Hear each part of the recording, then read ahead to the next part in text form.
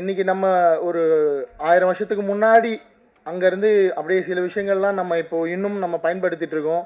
சில விஷயங்கள்லாம் நமக்கு இன்னும் நம்மளை விட்டு விலகாமல் இருக்குன்னா அதில் முக்கியமான ஒரு விஷயம் வந்து சிலம்பம். இது வந்து இப்போ ஆரம்பித்த கலை இல்லை. ஸோ இது தமிழர்களோட மரபு கலை. சிலம்பன் அப்படின்னா முருகன். ஸோ அவர் தான் இந்த சிலம்பத்துக்கு தலைவர்.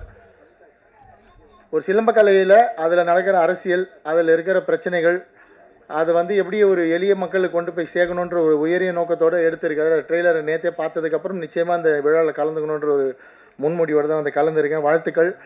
கூடவே படத்தில் சொல்லியிருக்காரா தெரில, ஒரு முக்கியமான விஷயம் இருக்குது. சிலம்பம் கற்றுக்கிட்டு தேசிய லெவல்லையோ இல்லைனா தமிழ்நாட்டு லெவல்லையோ நீங்கள் வந்து அங்கீகாரம் வாங்கி ஜெயிச்சிட்டிங்கன்னா கவர்மெண்ட் வேலை இருக்குது. அது வந்து படத்தில் சொல்லியிருக்கீங்களா தெரியல.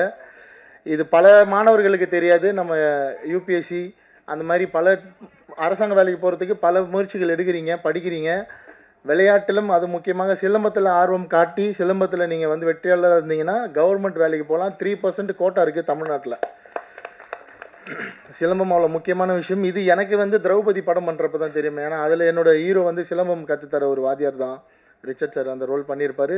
பாண்டியன் மாஸ்டர் தான் அதுக்கும் ட்ரைனிங் கொடுத்தாரு. 2 கையில் சிலம்பம் கற்றுக்க சொன்னேன். ஒரு வாரத்தில் மாஸ்டர் தான் அந்த ட்ரைனிங்கும் கொடுத்தாரு. பாண்டியன் மாஸ்டர் இல்லாமல் எங்கள் எந்த படமும் நடக்காது. எல்லா படத்துக்கும் அவர் ட்ரைனிங் கொடுத்துருவார். 4 பேர் அனுப்பிடுவேன். மாஸ்டர் சொன்னார், எனக்கும் வருத்தமாக தான் வந்து திரௌபதி 2 நான் ரிலீஸ் பண்ண டைம் தப்பு மாஸ்டர். என் மேலே தான் அது வந்து முழுக்க நான் வந்து ப்ரொடியூசர்கிட்ட ஃபைட் பண்ணி நாங்கள் ஒரு டேட் வச்சுருந்தோம். ஜனவரி 30 இல்லைனா ஃபெப்ரவரியில் ரிலீஸ் பண்ணலான்னு.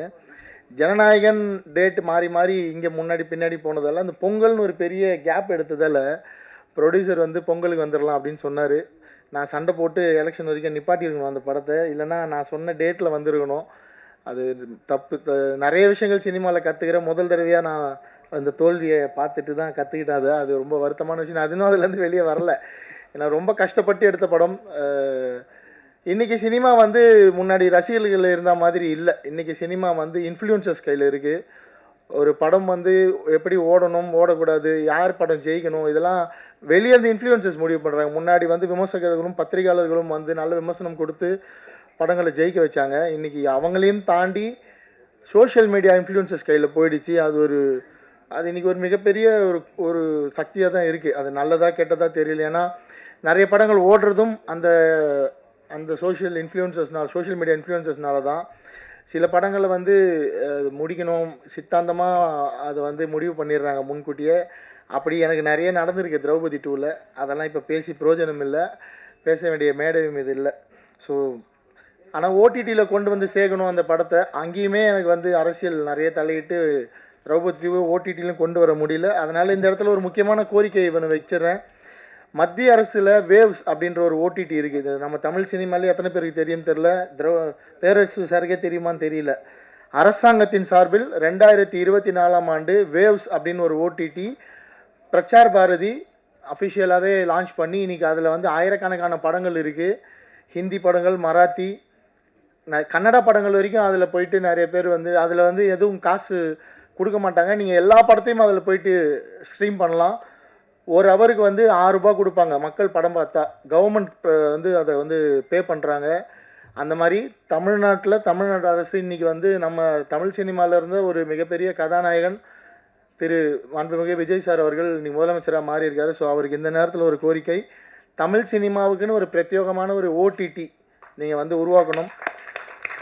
எப்படி மத்திய அரசால் அதை கட்டுப்படுத்தி நடத்த முடியுதோ வெற்றிகரமாக வேவ்ஸ்ன்ற பேரில், அது மாதிரி தமிழ்நாடு அரசும் அதை வந்து நடத்தலாம். நீங்கள் உங்களுக்கு அதை பற்றின புரிதல் நிறைய இருக்கும் விஜய் சார். ஸோ இந்த நேரத்தில் ஒரு கோரிக்கை வச்சுக்கிறேன். என்னென்னா, இப்போது சிலம்ப மாதிரி படங்கள்லாம் நிச்சயமாக ஓடிடி வந்து அவ்வளோ சீக்கிரம் வந்து எட்டி கூட பார்க்க மாட்டாங்க, ப்ரிஃபர் கூட பண்ண மாட்டாங்க. ஏன்னா அதுவுமே ஒரு பெரிய லாபிக்குள்ளே இருக்குது. ஒரு சிலர் தன்னுடைய சொந்த செல்வாக்கை பயன்படுத்தி மட்டுமே ஓடிடிக்குள்ளே வந்து படங்கள் விற்றுட்டுருக்கிற காலமாக இருக்குது. நல்ல படங்கள் எடுத்தாலாம் ஓடிடிக்குள்ளே போகிறது அவ்வளோ ஈஸி இல்லை. நம்ம வந்து அமேசான் மாதிரி ஓடிடி தளங்களில் ஃப்ரீயாக படம் கொடுக்குறோம். படம் பார்த்துட்டு பேப்பர் வியூ ஆப்ஷனில் கொடுங்கன்னா கூட அதுலேயுமே நிறைய உள்ள அரசியல் இருக்குது. எந்த படத்தை உள்ளே கொண்டு வரணும், கொண்டு வரக்கூடாதுன்ற வரைக்கும் நிறைய அரசியல் நடந்துகிட்ருக்கு. அது சினிமாவுக்கு ஆரோக்கியமான விஷயம் இல்லை. அதனால தான் சினிமா இவ்வளோ பெரிய வீழ்ச்சியை கண்டிருக்கு. இதை பற்றி யாரும் கவலையும் பட மாட்டாங்க. எந்த ப்ரொடியூசர் சங்கத்தில் தலைவராக இருக்கவங்களோ நிர்வாகியாக இருக்கவங்களோ இது ஒரு பெரிய விஷயமாக எடுத்துக்க மாட்டாங்க. அவங்களோட பிரச்சனையோடு வந்து தாண்டி கடந்து போயிடுறாங்க. அது க்யூப் பற்றியும் நிறைய நானும் வேறு சார் இப்போ பேசணும். க்யூப்லேயுமே நம்ம கட்டுற பணம் வந்து ப்ரொடியூசர் கவுன்சில் தலையிட்டால் நிறைய சின்ன படங்கள் ஒரு 100 தேட்டருக்குள்ளே வர படங்களுக்கெல்லாம் வந்து க்யூப் வந்து 15,000 16,000 சார்ஜ் பண்ண வேண்டிய அவசியம் இல்லை. ஒரு தேட்டரில் நம்ம வந்து ஒரு ஷோ ஒரு வாரத்துக்கு ஓட்டுறதுக்கு 16,000 கிட்டத்தட்ட கட்ட வேண்டியது இருக்குது. இப்போ சிலம்பம் மாதிரி படம் வந்து 100 தேட்டரில் ஓடணுன்னா நீங்கள் யோசிச்சு பாருங்கள், 16 லட்சம் க்யூபுக்கு மட்டும் கட்டணும். அதில் எவ்வளோ கலெக்ஷன் வரும், அதுலேருந்து என்ன லாபம் வரும்லாம் தெரியாது. ஸோ நம்ம கட்ட வேண்டிய பணம், அதுக்கப்புறம் விளம்பரம் இருக்குது, பேப்பர் ஆடு இருக்குது, பிரிண்ட் பப்ளிசிட்டி இருக்குது, கொஞ்சமாவது நம்ம வந்து ப்ரெஸ்ஸு சார்ந்ததுக்கு செலவு பண்ணோம். இந்த மாதிரி ஃபங்க்ஷன் நடத்துகிறோன்னா ஒரு பெரிய பொருள் செலவு இருக்குது. ஸோ ஒரு சின்ன படம் தேட்டரில் ரிலீஸ் ஆகிறதுக்கே இன்றைக்கி வந்து 30 லட்சம் தேவைப்படக்கூடிய சூழல் இருக்குது. ஸோ க்யூப் நிறுவனம் கொஞ்சம் அந்த மறுபரிசீலனை பண்ணி, தயாரிப்பாளர் சங்கமும் கொஞ்சம் அவங்க கூட பேசி ஒரு 100 தேட்டருக்குள்ளே ரிலீஸ் பண்ணுற படங்களுக்காக அது வந்து மானியம் வாங்கி கொடுக்கணும். அது முன்னாடி இருந்தது, அந்த நடைமுறை திரும்ப இல்லை இப்போ. ஸோ அதை சரி பண்ணி கொடுங்க. அப்போ தான் இவங்கெல்லாம் வந்து ஒரு நிகழ்ச்சி நடத்தி இங்கேருந்து ஒரு 20 நாளுக்குள்ளே தேட்டருக்கு வர முடியும். அவ்வளோ ஈஸி இல்லை. இந்த மாதிரி ஒரு நிகழ்ச்சி நடத்திட்டு சந்தோஷமாக இதே சந்தோஷத்தோட படத்தை தேட்டருக்கு கொண்டு போகிறது. சிசேரியன் மாதிரி அது ஒரு 3 மடங்கு சிசேரியன் ஒரு படத்தை தேட்டருக்கு கொண்டு போகிறது அவ்வளோ கஷ்டம். ஸோ தமிழ்நாடு அரசு தயவு செஞ்சு ஒரு ஓடிடி பிளாட்ஃபார்மை க்ரியேட் பண்ணி, அதே மாதிரி பெர் ஹவர் 6 rupees கொடுக்க முடியலனா கூட streaming charges per hours 4 rupees கொடுத்து சின்ன படங்கள் நிறைய படங்களை வந்து ஓடிடிக்குள்ளே கொண்டு வந்து மக்கள்கிட்ட கொண்டு போய் சேர்க்கறதுக்கு நீங்கள் ஹெல்ப் பண்ணணும். ஏன்னா நான் மறுபடியும் சொன்னது தான், சோஷியல் மீடியா இன்ஃப்ளூயன்சஸ் பண்ணுற அவங்க வந்து தன்னோட லாபத்துக்காக காசை வாங்கிக்கிட்டு எந்த படம் ஓடணுன்றதை அவங்க முடிவு பண்ணுறதால நிறைய நல்ல படங்கள் ஓடிடிக்குள்ளே வந்ததுக்கப்புறம் தான் மக்களால் பாராட்டப்படுது. நிறைய ஓடின படங்கள் ஓடிடிக்குள்ளே வந்ததுக்கப்புறம் மக்களால் வந்து விமர்சிக்கப்படுது. இது இந்த படம் எப்படா ஓடிச்சு, இது ஸ்கேமு.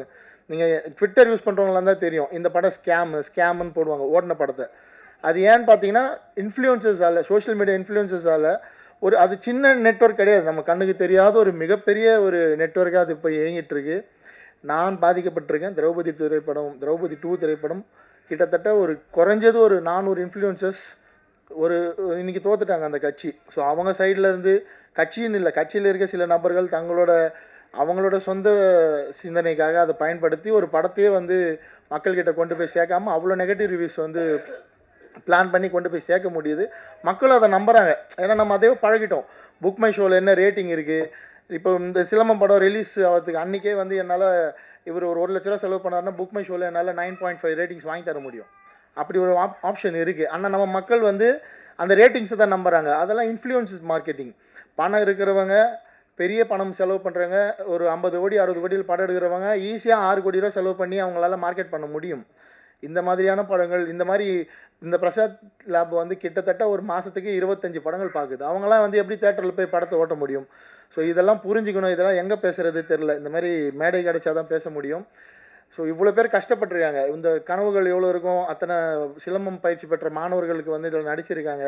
நம்மளை மக்கள் கொண்டாடிட மாட்டாங்களான்னு எவ்வளோ கனவு இருக்கும். அதெல்லாம் நீங்கள் எப்படி சாத்தியப்படுத்த போகிறீங்க தெரில. ஆனால் படம் முடிஞ்சு இதுக்கு பல பேர் ஒத்துழைச்சிருப்பாங்க, பல பேர் உதவி பண்ணியிருப்பாங்க. மியூசிக் டைரக்டர் சார் வந்து அவ்வளோ குவாலிட்டியாக ஒர்க் பண்ணியிருக்காரு. அவர் பேசுகிறப்பே தெரியுது அவரோட குவாலிட்டி. கேமராமேன் ஆகட்டும், ஒர்க் பண்ண ஒரு சின்ன டெக்னீஷியன் வரைக்குமே சொல்கிறேன். ஒரு ஆர்ட் டிபார்ட்மெண்ட்டில் ஒர்க் பண்ண ஆர்ட் செட் அசிஸ்டன்ட் வரைக்குமே எவ்வளோ இதுக்கு வந்து ஒத்துழைச்சிருப்பாங்க. அவ்வளோ பேரோட கனவும் அவ்வளோ பேருடைய உழைப்பும் வெற்றி பெறணும். அதுக்காக கொஞ்சம் இந்த இன்ஃப்ளூயன்சஸ்லாம் உங்களோட பர்சனல் சித்தாந்தங்கள் அதெல்லாம் வச்சுட்டு எல்லா படத்துக்கும் வாங்குற மாதிரி பேமெண்ட் வாங்காமல் இந்த படங்களுக்கு கொஞ்சம் சின்ன பேமெண்ட்டாக நீங்களும் ஸ்லாட்டை மாற்றி இவங்களையும் கொண்டு போய் ஒரு ட்விட்டரில் சிலம்பம் பற்றின ஒரு ட்வீட் போடணுன்னா நீங்கள் வாங்குகிற பேமெண்ட்டை குறைச்சிக்கோங்க. நீங்கள் நல்லா இருக்கணும்னா சினிமா நல்லா இருக்கணும். சினிமா தான் உங்களுக்கு வந்து சோறு போடுது. அதை வந்து மைண்டில் வச்சுக்கோங்க. ஸோ இன்ஃப்ளூயன்சஸ்னால் நம்ம வந்து பெரிய படங்கள், பெரிய டெக்னீஷியன்ஸ் கூட தான் ட்ராவல் பண்ணணும், அதுதான் மதிப்புன்னு நினைக்காம சின்ன படங்களுக்கும் தயவு செஞ்சு ஒர்க் பண்ணுங்கள். தமிழ்நாடு அரசும் தயவு செஞ்சு ஒரு ஓடிடி ஓப்பன் பண்ணி சினிமா வாழவீங்க. நன்றி, வாழ்த்துக்கள். மறுபடியும் சிலம்பம் படம் மிகப்பெரிய வெற்றி அடையட்டும். அத்தனை குழுவினருக்கும், உழைச்ச அத்தனை பேருக்கும், தயாரிப்பாளருக்கும், கலந்து வாழ்த்த வந்த அத்தனை பேருக்கும் என்னுடைய மனமார்ந்த வாழ்த்துக்கள்.